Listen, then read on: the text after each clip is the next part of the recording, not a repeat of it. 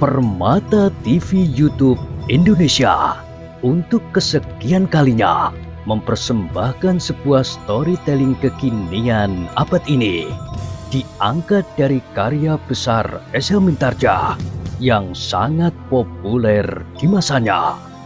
Berlatar belakang kisah tanah Jawa masa lampau pada saat runtuhnya kerajaan Majapahit dan berdirinya kerajaan Demak, bertabur hikmah kehidupan tiada taranya dengan judul Pada Kesempatan yang Sangat Baik Ini kita masuk pada seri yang keempat.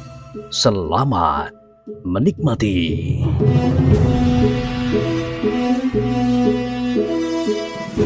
Di akhir kisah sebelumnya disebutkan Inten Prawesti menjadi ragu-ragu.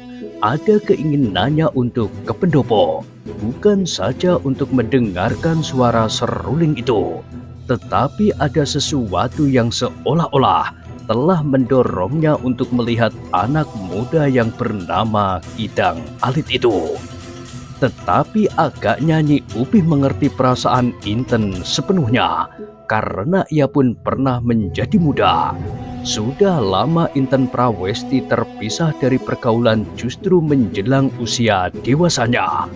Adalah wajar sekali jika ada sebuah sentuhan di hatinya pada saat ia memandang meskipun baru untuk pertama kali seorang anak muda yang memiliki beberapa kelebihan dari anak-anak muda yang kadang-kadang dilihatnya di Karangmojo.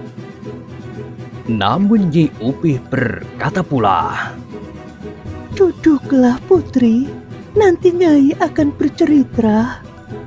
Inten menjadi sangat kecewa, tetapi seperti biasanya ia mendengarkan kata-kata pemomongnya. Karena itulah, maka ia pun kemudian duduk di samping Nyi Upih yang sedang menyendok sayur kepinggan. Demikianlah setiap kali Nyai Upih berusaha untuk menahan Inten agar tidak keluar rumahnya, bukan saja sehari itu, tetapi di hari-hari berikutnya.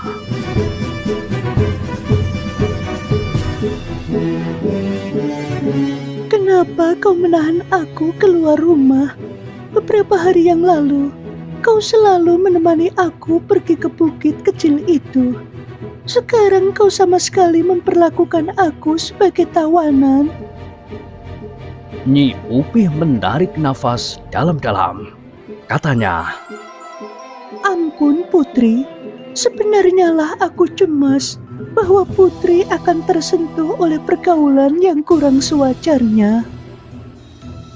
Maksudmu, aku harus menjadi seekor burung yang kau simpan di dalam sangkar. Betapapun banyaknya kau memberi aku makan, tetapi aku akan menjadi semakin kurus dan sakit-sakitan." "Tidak putri," jawab Nyi Upih itu. "bukan maksudku. Tetapi bukankah selama ini putri memang jarang sekali keluar halaman? Baru beberapa lama putri sering pergi melihat bukit kecil itu. Ketika kemudian putri tertarik kepada suara seruling, putri memang sering pergi keluar halaman. Aku tidak berkeberatan putri pergi ke atas bukit mendengarkan suara seruling anak-anak gembala dari Karangmojo.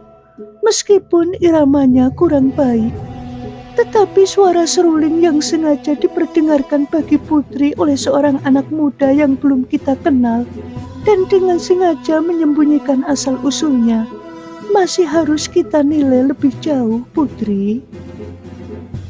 Tetapi sikapnya baik kepadaku. Sikap yang baik belum tentu menjadi bayangan yang utuh dari sikap batinnya," jawab Nyi Upih.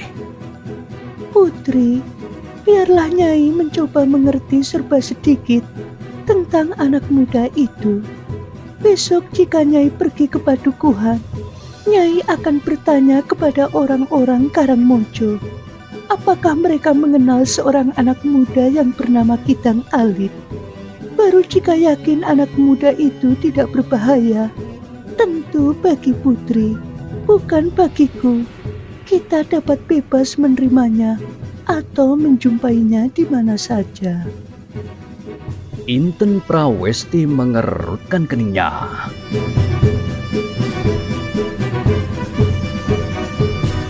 Jika aku menyampaikan kepada ibunda, aku kira pendapat ibunda putri pun akan sama dengan pendapat Nyai. Inten tidak menyahut. Betapa perasaan kecewa mencekamnya, namun ia memaksa dirinya untuk sama sekali tidak keluar dari rumahnya.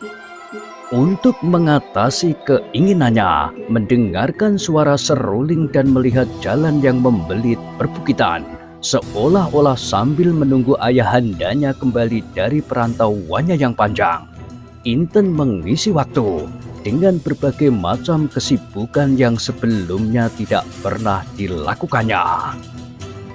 Namun di luar sadarnya, kadang-kadang Inten mulai meraba wajahnya. Menjelang saat-saat mandi di Jambangan, Inten sering menatap wajahnya itu di permukaan air yang bening. Perlahan-lahan namun pasti, ia mulai percaya bahwa ia memang seorang gadis yang cantik. Secantik ibundanya. Ketika pada suatu saat Nyi Upi harus pergi ke Padukuhan Karangmojo untuk membeli kebutuhan mereka sehari-hari, maka ia pun mempergunakan kesempatan itu pula untuk bertanya kepada orang-orang Karangmojo apakah mereka mengenal anak muda yang bernama Gidang Alit. Oh, Seorang perempuan gemuk mengangguk-angguk. iya, seorang anak muda yang tampan, bertubuh tegap kekar dan berwajah seperti bangsawan. Iya, tidak seorang pun yang tahu tentang dirinya. Tiba-tiba saja ia berada di padukuhan ini dan menumpang di rumah seorang janda yang sudah tua di sudut desa. Siapakah janda itu? Nyai Windu. Oh, jadi anak muda itu tinggal di rumah Nyai Windu. Iya, anak muda itu ternyata seorang yang kaya. Ia memberi banyak uang kepada Nyai Windu. Anak yang baik.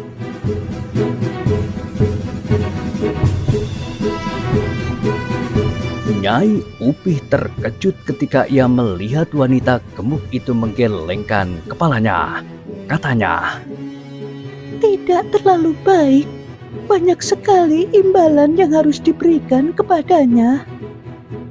Oh, apa saja? Makan yang enak, yang kadang-kadang tidak dapat disiapkan oleh janda itu karena ia tidak biasa menyediakan makan seperti yang dimintanya. Dan setiap saat anak muda itu memerlukan sesuatu, Nyai Windu yang harus pergi mencarinya. Tetapi Nyai Windu membiarkan anak muda itu tinggal di rumahnya. Nyai Windu tidak mempunyai anak, dan anak muda itu kadang-kadang bersikap baik juga kepadanya. Selebihnya, semua kebutuhan Nyai Windu dipenuhi oleh anak muda itu. Bahkan Nyai Windu mulai mengenakan pakaian yang selamanya belum pernah disentuhnya, bahkan dilihatnya. Nyai Upih mengangguk-angguk dan wanita gemuk itu meneruskan. Anak itu memang sulit dimengerti, tetapi jika aku menjadi Nyai Windu, aku biarkan anak itu tinggal, karena keuntungan yang didapat oleh janda itu agaknya masih lebih banyak dari kesulitan yang dihadapinya. Apakah kau tahu dari mana asal-usul anak itu? Tidak seorang pun yang mengetahuinya. Nyai Windu juga tidak, karena anak itu tidak pernah mengatakannya. Setiap kali ia menyebut dirinya seperti selembar daun yang diterbangkan angin, tanpa sangkan, tanpa paran.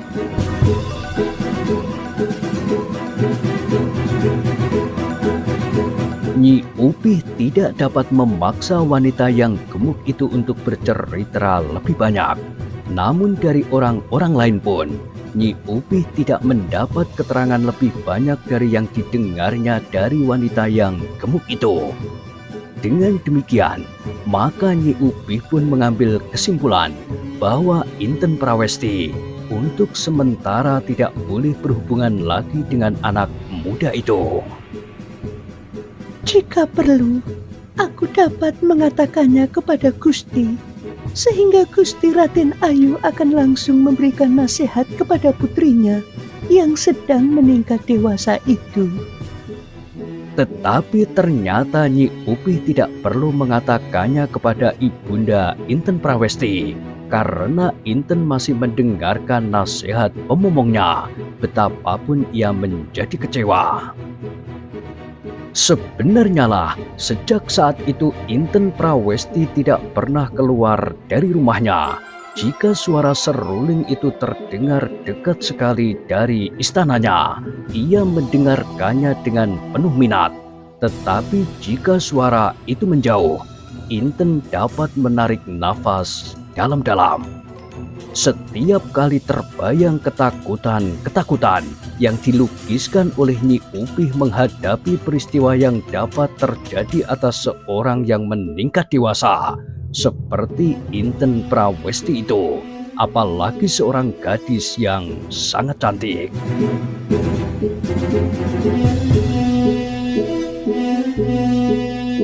Dalam pada itu, bukan saja Inten Prawesti yang menjadi gelisah, tetapi anak muda yang menyebut dirinya Kidang Alit itu pun hatinya menjadi tidak tenang.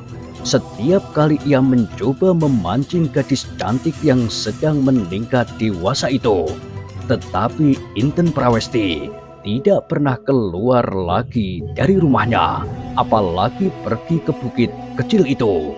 Sedangkan turun ke halaman pun seakan-akan tidak pernah dilakukannya lagi.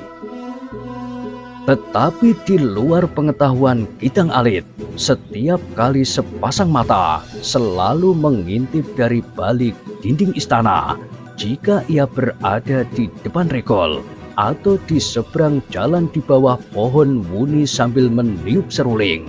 Namun tatapan mata itu selalu memancarkan kecurigaan dan prasangka. Demikianlah Nyi Upih selalu berusaha mengetahui tingkah laku anak muda itu. Jika ia berkeliaran di sekitar istana, tetapi ia tidak pernah mengatakannya kepada siapapun juga. Semuanya seolah-olah hanya diperuntukkan bagi dirinya sendiri. Bahkan ternyata kemudian Nyi Upih tidak hanya sekedar mengawasi tingkah laku yang dapat diintipnya dari celah-celah dinding, tetapi ia pun selalu bertanya kepada orang-orang Karangmojo tentang anak muda yang bernama Kidang Alit itu. Tetapi Nyi Upih kemudian menjadi kecewa bahwa sebenarnya tingkah laku Kidang Alit tidak mencerminkan tingkah laku anak muda yang memiliki sifat-sifat seperti yang dikehendaki. Kidang Alit kadang-kadang bersikap aneh dan dapat menumbuhkan kecurigaan. Aku tidak dapat membiarkan momonganku tergelincir, berkata Nyi Upih. Sebenarnya lah bahwa Nyi Upih semula mempunyai harapan bahwa pada suatu saat momongannya akan bertemu dengan anak muda yang pantas baginya, bukan sekedar anak-anak muda Karangmojo yang sangat sederhana. Bukan karena baginya anak-anak Karangmojo berderajat rendah, tetapi sebagai seorang yang menganggap Inten seperti anaknya sendiri. Ia menghendaki seorang laki-laki yang mempunyai beberapa kelebihan sesuai dengan kedudukan Inten Prawesti. Tidak berlebih-lebihan, Katanya di dalam hati. tetapi Kidang Alit agaknya terlalu banyak menyimpan teka-teki. sehingga justru akan dapat menumbuhkan kekaburan bagi masa depan putri itu sendiri. Itulah sebabnya Nyi Upih kemudian selalu berusaha menghalangi setiap kemungkinan hubungan Inten Prawesti dengan Kidang Alit. Akhirnya Kidang Alit pun merasa bahwa sulitlah baginya untuk dapat menembus dinding istana kecil itu. Suara serulingnya tidak mampu lagi memancing putri cantik itu untuk keluar dari halaman. Bahkan ke halaman pun tidak. Pamomongnya itulah yang mendengkinya, geram Kidang Alit. Dan ternyata kemudian Nyi Upih merasa bahwa sikapnya itu adalah sikap yang benar. Ketika pada suatu saat ia pergi ke padukuhan Karangmojo dan mendengar orang-orang Karangmojo membicarakan anak muda yang bertubuh tegap dan mempunyai kelebihan dari anak muda yang lain itu. Sundi kehilangan kegadisannya, Berkata seorang perempuan yang sudah separuh baya. Ah, dari mana kau tahu? Bertanya Nyi Upih. Beberapa anak muda menemukannya atas tingkah laku Kidang Alit. Tetapi salah Sundi sendiri, ia merasa bangga berkawan dengan seorang anak muda yang memiliki kelebihan dari kawan-kawannya yang lain. Dan akhirnya ia mengalami perlakuan kasar. Perempuan separuh baya itu menggelengkan kepalanya.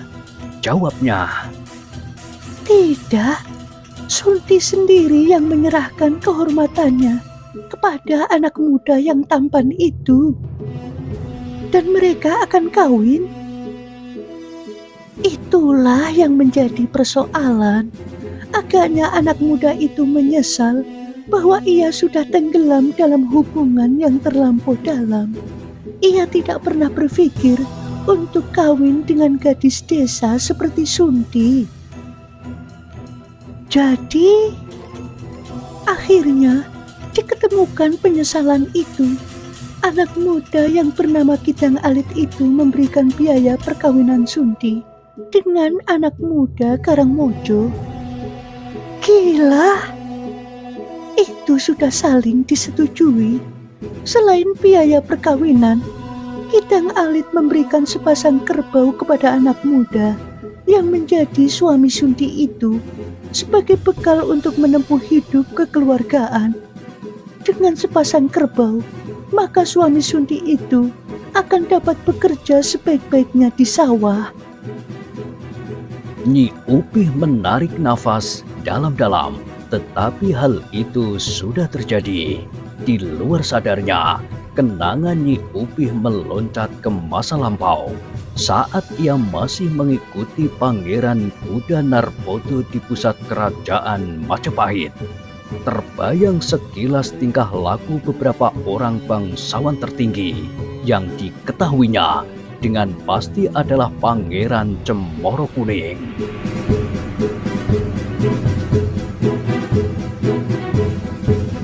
Di luar lingkungan kebangsawanan, ada juga orang-orang yang berlaku demikian. Orang-orang yang memiliki kekayaan yang dapat dipergunakannya untuk menjadikan apa saja, bahkan untuk membeli kehormatan orang lain sekalipun. Berkata Nyi Upih di dalam hati. Namun tiba-tiba ia berdesah. Apakah dapat disebut dengan pasti bahwa Kidang Alit tidak mempunyai darah kebangsawanan? Ia seorang anak muda yang menyimpan rahasia tentang pribadinya.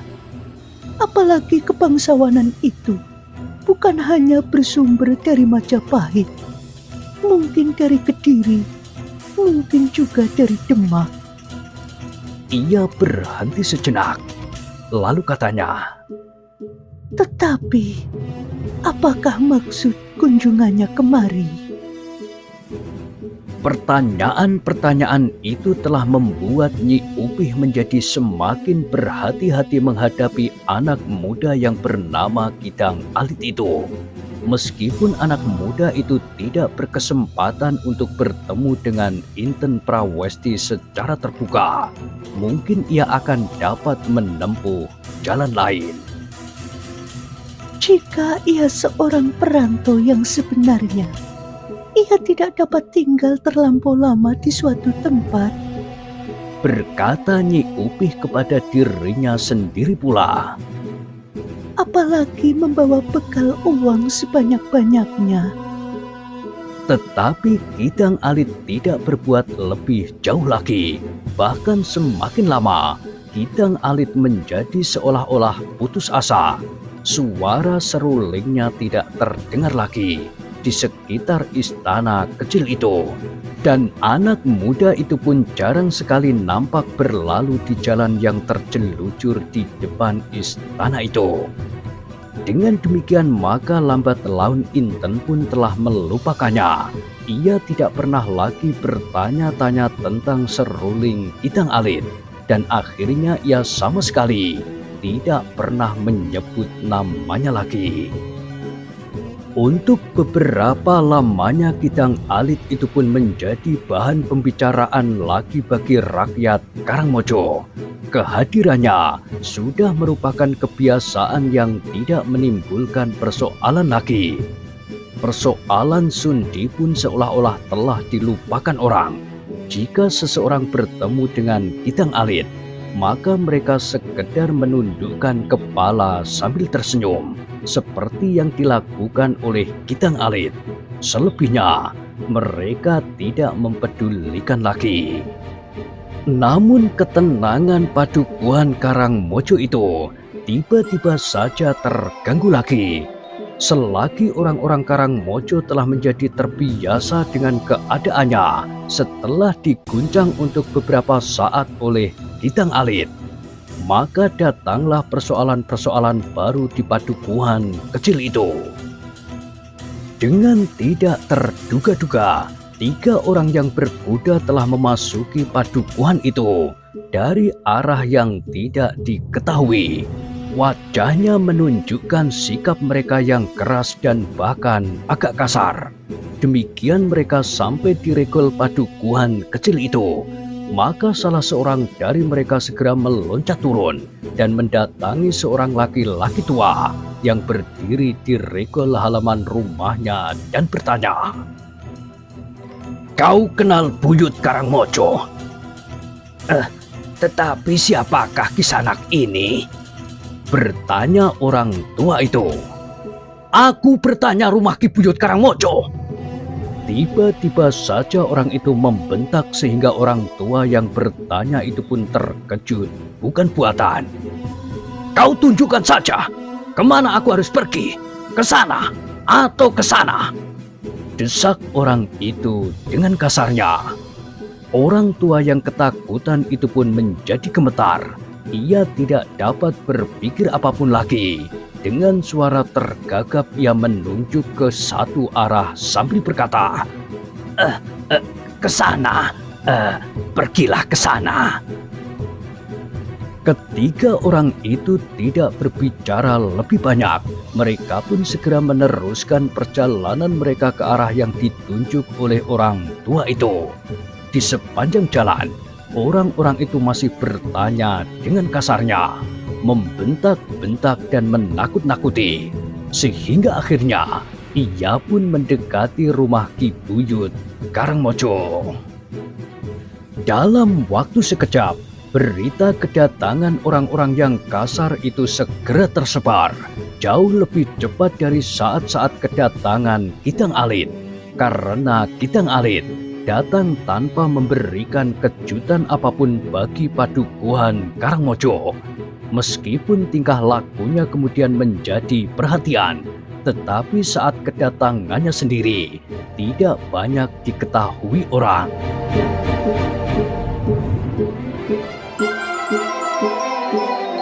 Orang-orang Karangmojo adalah orang-orang yang sederhana dan tidak segera mudah dicekam prasangka. Tetapi mereka pun adalah orang-orang yang menyadari haknya. Karena itu, Ketika anak-anak muda Karangmojo mendengar kehadiran ketiga orang asing yang mencurigakan dan bersikap kasar, mereka pun segera saling mendekatkan diri dengan kawan-kawannya itu, sehingga tanpa mereka sadari, mereka pun telah berkumpul di depan regol padukuhan mereka. Seorang anak muda yang memiliki pengaruh atas kawan-kawannya mulai bertanya, "Apakah yang dapat kita lakukan sekarang? Orang-orang itu agaknya telah sampai di rumah Ki Buyut. Marilah kita pergi ke rumah Ki Buyut. Kita melihat apa yang mereka lakukan.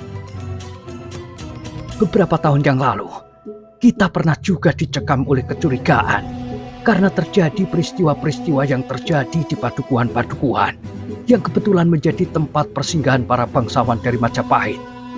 Banyak penjahat-penjahat yang kemudian mencari sisa-sisa kekayaan para bangsawan itu karena mereka tidak berani melawan para bangsawan yang pada umumnya adalah prajurit-prajurit pilihan. Maka mereka pun mulai merampok penduduk yang mereka sangka mendapat imbalan atau pemberian berupa apapun juga. Dan sekarang mereka memasuki padukuhan kita karena di padukuhan kita ada sebuah istana kecil," berkata seorang yang bertubuh gemuk. "Tidak." Tiba-tiba seorang anak muda yang lain membantah, "Jika istana kecil itulah yang menyebabkannya, maka hal ini tentu sudah terjadi beberapa waktu yang lalu. Bagaimana jika penjahat-penjahat itu baru saja mendengar bahwa di tempat ini ada istana kecil itu? Jika demikian, maka istana kecil itu akan menjadi penyebab kesulitan di padukuhan ini." "Tidak." Hampir berbareng 4 orang anak muda menyahut sekaligus. Salah seorang dari mereka meneruskan, "Istana itu sudah membuat padukuhan ini menjadi hidup. Lereng-lereng yang tandus menjadi semakin hijau dan dapat ditanami, meskipun hanya pepohonan yang khusus. Sebelumnya kita hampir tidak mengenal jalur-jalur air untuk membasahi sawah di musim kering, sehingga seolah-olah sawah kita hanya dapat ditanami di musim basah. Sekarang, parit-parit yang selalu dialiri air yang naik dari bendungan itu seolah-olah telah menjalar ke seluruh tanah persawahan." Ia berhenti sejenak, lalu katanya, "Bahkan jika terjadi sesuatu atas istana itu, adalah menjadi tanggung jawab kita untuk menjaganya. Kita tahu bahwa di dalam istana itu tidak ada seorang laki-laki pun yang akan dapat melindunginya. Iya, kita harus membalas kebaikan yang sampai saat ini dan bahkan untuk seterusnya selalu akan kita hayati. Sawah yang subur, lereng yang hijau, dan pemeliharaan ternak yang baik. Kita tidak akan dapat berbuat demikian tanpa kehadiran Pangeran Kudanarpodo yang tinggal di istana kecil itu." Anak muda yang cemas dengan kehadiran istana kecil itu pun tidak menjawab lagi. Ia sadar bahwa tidak ada seorang pun yang akan berada di pihaknya. Karena itu, maka lebih baik baginya untuk berdiam diri. "Jadi sekarang kita pergi ke rumah Ki Buyut?" Tiba-tiba salah seorang dari mereka berkata, "Iya, sekarang kita lihat apa yang telah terjadi. Tetapi bagaimana dengan Kidang Alit? Apakah orang-orang itu kawan-kawan Kidang Alit?" "Mereka tidak bertanya tentang Kidang Alit. Tetapi siapa tahu." Namun anak-anak muda itu pun tiba-tiba terkejut ketika mereka mendengar suara dari balik dinding batu. "Aku tidak mengenal mereka." Ketika anak-anak itu berpaling, mereka melihat Kidang Alit meloncat dinding itu dan berdiri tegak dengan wajah tengadah. "Aku akan ikut bersama kalian ke rumah Ki Buyut. Aku juga ingin melihat apa yang akan dilakukan oleh ketiga orang itu. Dengan demikian, maka tidak akan ada prasangka lagi terhadapku bahwa akulah yang menyebabkan padukuhan ini menjadi terganggu. Aku menyesal bahwa aku telah berbuat sesuatu yang terlampau jauh dan menyinggung ketenangan padukuhan ini.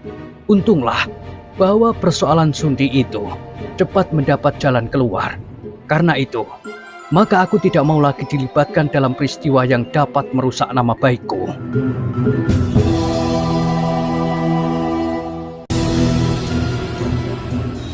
Anak-anak muda Karangmojo itu pun berdiri termangu-mangu sejenak. Baru sesaat kemudian seorang yang paling berpengaruh di antara mereka berkata, "Baiklah Kidang Alit, kau pergi bersama kami dan melihat apa yang telah terjadi. Aku akan menyesuaikan diriku seperti kalian, agar aku tidak menarik perhatian orang itu." Anak-anak muda Karangmojo itu tidak menghiraukannya lagi. Mereka pun kemudian pergi bersama-sama ke rumah Ki Buyut untuk melihat apa yang sudah terjadi di rumah tetua padukuhan mereka.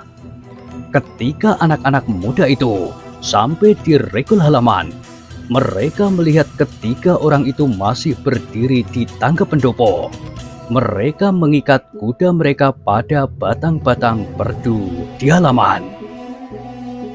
"Kau harus menyediakan sebuah rumah buat kami di sini." Seorang di antara mereka berkata lantang. Ki Buyut nampak sangat gelisah. Beberapa orang bebahu dan pembantunya pun berdiri termangu-mangu. Tidak seorang pun dapat berbuat sesuatu. "Tidak ada alasan apapun yang dapat kau pergunakan untuk menolak kehadiran kami di sini." Yang lain berkata lantang. Ki Buyut tidak segera dapat menjawab.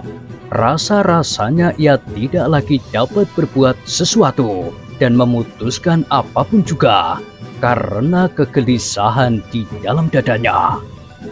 Ketika Ki Buyut melihat anak-anak muda berdatangan, maka wajahnya menjadi agak cerah. Meskipun suaranya masih bergetar, namun ia berhasil menguasai perasaannya. "Silakan duduk di sana. Kita akan berbicara sebaik-baiknya." "Kau harus menyanggupi permintaanku lebih dahulu," berkata salah seorang dari mereka. Seorang laki-laki berkumis tebal setebal ibu jari. Ki Buyut bukan seorang penakut. Ia memiliki sedikit kelebihan dari orang lain. Namun justru karena itu, maka ia melihat bahwa ketiga orang itu adalah orang-orang yang sangat berbahaya. Dalam pada itu, anak-anak muda yang sudah memasuki regol halaman rumah Ki Buyut di Karangmojo menjadi ragu-ragu sejenak. Mereka menjadi ngeri melihat wajah-wajah yang keras seperti batu-batu padas di tebing pegunungan. Bahkan rasa-rasanya orang-orang itu sama sekali tidak mengacuhkan kedatangan anak-anak muda itu.